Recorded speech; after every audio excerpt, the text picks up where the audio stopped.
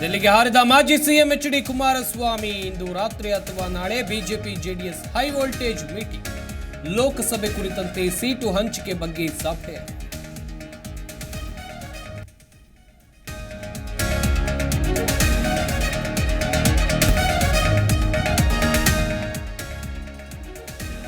Central ಕ್ಷೇತ್ರದಲ್ಲಿ 30 ಕೋಟಿ ಕಾಮಗಾರಿ ರದ್ದು. ಅಭಿವೃದ್ಧಿ ವಿಚಾರದಲ್ಲಿಯೂ ಹಿಂದಿನ ಶಾಸಕರ ರಾಜಕಾರಣ.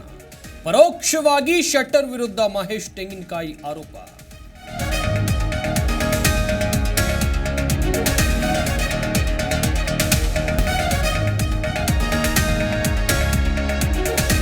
ವೀರಶೈವ ಲಿಂಗಾಯತ ಅಧಿವೇಶನ ಶಕ್ತಿ ಪ್ರದರ್ಶನ ಅಲ್ಲ, ಪ್ರಸ್ತುತ ಸಮಸ್ಯೆ ಸವಾಲುಗಳ ಬಗ್ಗೆ ಚರ್ಚೆ ಮಾಡ್ತೀವಿ.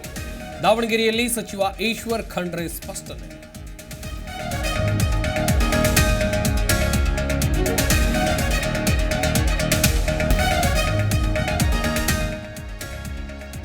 ಕೇರಳದಲ್ಲಿ ಕೋವಿಡ್ ಕೇಸ್ ಹೆಚ್ಚಳ, ರಾಜ್ಯದಲ್ಲಿ ಕಟ್ಟೆಚ್ಚರ. ಚಾಮರಾಜನಗರದ ಗಡಿ ಗ್ರಾಮಗಳಲ್ಲಿ ಕೊರೋನಾ ಜಾಗೃತಿ. ಇತ್ತ ಬಿಬಿಎಂಪಿ ಅಧಿಕಾರಿಗಳಿಂದಲೂ ಫುಲ್ ಅಲರ್ಟ್.